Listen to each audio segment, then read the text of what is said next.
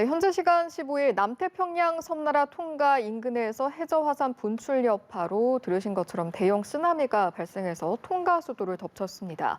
이번 화산 폭발 원인과 향후 추가 위험은 없는지 박순천 기상청 지진화산연구과장 연결해서 이야기 나눠보도록 하겠습니다. 과장님 나와 계십니까? 네, 안녕하세요. 네, 안녕하십니까. 먼저 이 내용부터 짚어보죠. 오늘 오전 통가 인근에서 대규모 화산 폭발이 또다시 감지됐다, 이런 보도가 있었는데 오보로 알려졌습니다. 앞서 미국 경보센터도 이 지역에서 대형 파도를 감지를 했다고 하는데 왜 대규모 화산 폭발로 봤던 걸까요? 네, 지난 15일 대규모 화산 폭발 외에도 계속해서 화산 활동이 이어지고 있습니다. 그리고 주변 지역에서 수십 센티미터의 해수면 변동이 관측되었기 때문에 또 다른 화산 폭발에 의해서 지진의 일이 발생했다고 추정한 것으로 보입니다. 대규모 폭발로 이어지지 않더라도 화산 활동이 지속되고 있기 때문에 나타나는 현상이라고 생각됩니다. 예, 그렇군요. 이에 앞서서 사실 현지 시간 지난 15일 누쿠알로파 북쪽 65km 해역에 있는 해저 화산이 대규모 분화를 일으켰었는데 어느 정도의 위력이었던 겁니까? 네, 보통 화산 폭발이 일어나면 주변 공기 중에 영향을 주는 공진 현상이라고 하는 게 발생하기도 하는데요. 예, 예. 이때 크게 폭발하는 소리가 들리기도 하고 건물의 창문이 깨지기도 하는데 대부분은 가까운 지역에서 나타납니다. 이번 통가 화산 폭발의 경우에는 수백 킬로미터 떨어진 피지에서도 굉음이 들렸다고 하고 8,000km 정도 떨어진 일본에서는 기압 변화가 있었다고 보고됐습니다. 예. 이처럼 수천 킬로미터 이상의 광범위한 지역에 영향을 준 것은 그만큼 화산 폭발의 규모가 컸기 때문으로 유추할 수 있습니다. 예, 말씀하신 것처럼 수천 킬로미터, 나아가서 만 킬로미터 떨어진 미국 알래스카에서도 화산 활동 소리가 들릴 정도였다고 하는데 이 정도 규모는 정말 흔치 않은 경우인 거죠, 과장님? 네, 그렇죠. 그래서 아주 대규모의 분화였다고 판단이 되고요. 예. 최종적으로 이 분화 규모에 대해서는 분화 규모를 평가하는 데 상당한 시간이 걸릴 것으로 보이는데 지금 현재로는 화산 폭발 지수 5에서 6 정도로 추적하는 보고도 있습니다. 그래서 추후에 조사되는 결과를 참고해야 될 것 같습니다. 그래야겠네요. 보통 이렇게 구체적인 규모를 추산하는 데는 어느 정도의 시간이 소요가 됩니까? 수개월이 걸리기도 하고요. 예. 광범위하게 넓은 지역에 영향을 미쳤기 때문에 수년이 걸릴 수도 있을 것 같습니다. 그렇군요. 일단은 원인을 분석하는 것도 좀 중요할 것 같습니다. 이번 화산 폭발의 원인 어떻게 분석을 하십니까? 네, 화산이 분화한 통가 지역의 경우에는 이른바 브레보일이라고 하는 지역에 속하는 곳으로 태평양판이 호수판 아래로 가라앉으면서 마그마를 형성시키는 지역입니다. 따라서 크고 작은 지진 활동도 많고 화산 활동도 활발한 지역 중 하나입니다. 이러한 화산 활동의 일환으로서 화산 내부에 있던 마그마와 분출물이 터져나와서 폭발이 발생한 것입니다. 예. 궁금한 것이 이런 현상이 일어날 것을 미리 예측을 좀 해서 대피를 한다던가 하면 조금 피해를 최소화시킬 수 있지 않을까 싶은데 이 같은 해저화산 분출 폭발 같은 경우에는 미리 예측을 하기가 좀 어려운 겁니까? 사실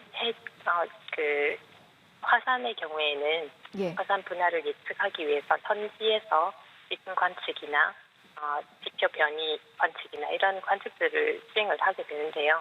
해저 화산의 경우에는 사실 바다 아래에 화산재가 있기 때문에 그런 직접적인 관측을 하기가 어렵습니다. 그래서 사전에 화산 분화를 예측하기는 어려운 부분이 상당히 많다고 볼 수가 있습니다. 예. 이런 일련의 상황으로 인해서 일본에서도 쓰나미 경보가 발령이 됐습니다. 이렇게 경보가 발령된 게 2016년 11월 후쿠시마현 앞바다에서 규모 7.4의 지진이 발생한 이후 5년여 만이라고 하는데 물론 지금으로서는 쓰나미 관련 특보가 모두 해제가 된 상태입니다만 남태평양 통가 근처에서 발생한 해저 화산 분출이 일본에까지 영향을 준 원인 어떻게 저희가 바라봐야 하는 겁니까? 그것은 아무래도 화산 폭발의 규모가 컸기 때문이라고 생각이 들고요. 화산 폭발에 의해서 화산재가 크게 변동을 일으켰기 때문에 바닷물을 크게 요동시켰고 그 요동친 바닷물이 전 세계로 태평양을 거쳐서 전파가 됐기 때문에 일본과 미국까지도 영향이 미쳤다고 생각이 됩니다. 예, 사실 일본뿐만은 아니었습니다. 미국, 뉴질랜드 여러 가지로 태평양 인근 국가들의 한때 쓰나미 경보 또 주의보가 내려졌다가 해제가 되기도 했는데 추가 위험 가능성에 있어서는 어떻게 전망을 하시는지요? 이 화산이 지금 계속 활동을 하고 있는 상황이고요. 한번 대규모 분할을 했고 지속적으로 화산 활동이 멈추지 않은 상황이기 때문에 추가적으로 화산 분할을 할 수 있을 거고요. 그 규모가 어떻게 될지에 대해서는 화산을 일으키는 마그마의 활동에 따라서 다르긴 한데 그 영향을 받더라도 추가적으로 분출하거나 분할 가능성은 있다고 볼 수가 있습니다. 다만 그게 어느 정도 규모로 분할할지에 대해서는 지금으로서는 단정적으로 말씀드리기는 어려울 것 같습니다. 예, 일단은 일회성에 그치지는 않을 수도 있다라는 전망이신 것 같고요. 주변 화산에 영향을 미쳐서 연쇄 폭발로 번질 가능성은 어떻게 보세요? 화산의 경우에는 그 화산을 형성하는 마그마의 움직임에 따라서 화산 활동이 이루어지는데 그 지하의 마그마가 연결되지 않을 정도로 떨어진 화산의 경우에는 연쇄적으로 활동을 하기가 어렵습니다. 따라서 예를 들어서 톤가의 화산 분화가 필리핀이나 일본의 화산에 영향을 준다거나 이렇게 연쇄적으로 폭발을 일으키기는 쉽지는 않습니다. 그렇군요.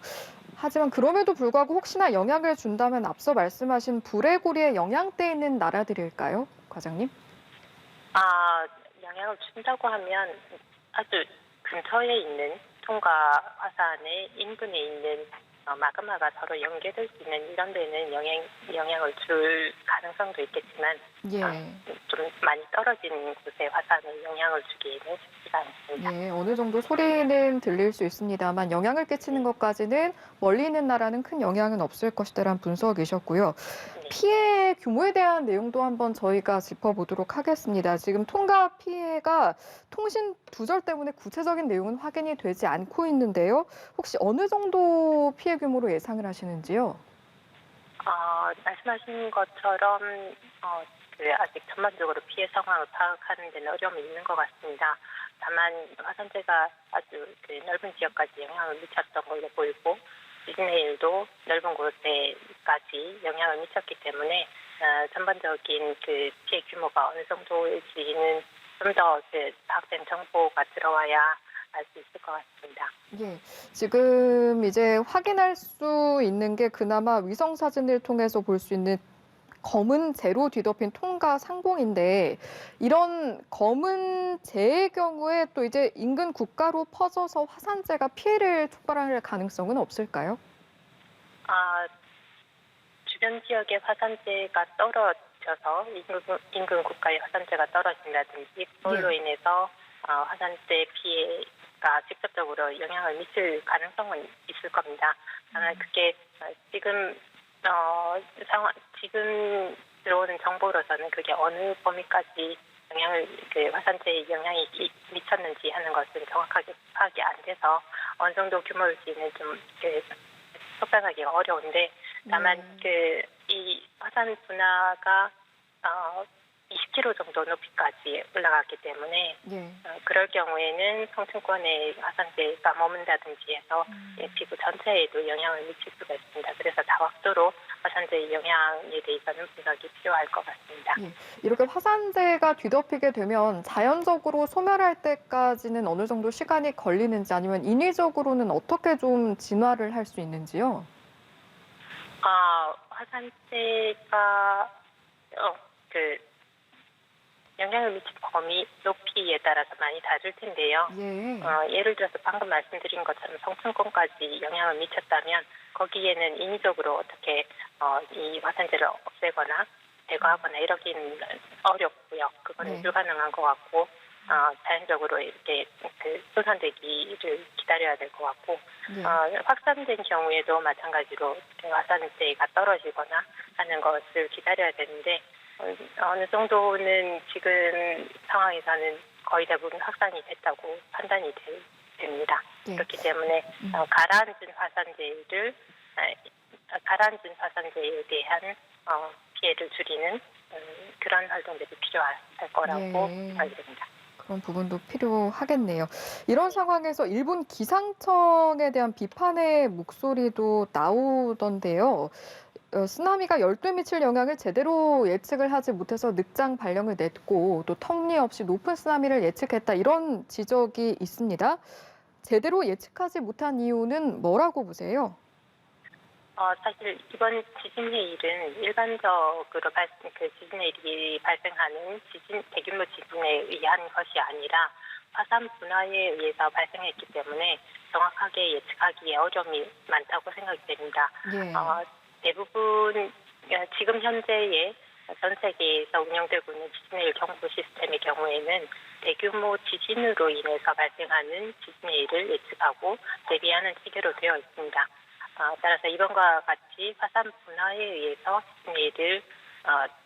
발생하는 지진 해일을 정확하게 예측하기에는 아직 어려움이 있다고 생각을 해주시면 좋겠습니다. 예.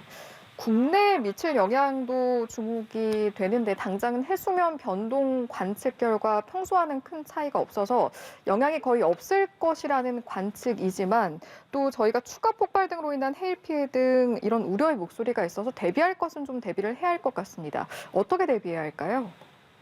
네, 저희 기상청에서는 추가로 더 큰 폭발이 있거나 큰 해수면 변동이 발생하는지에 대해서 예의하고 있고 만약에 그럴 경우에는 사전에 정보를 제공할 것입니다.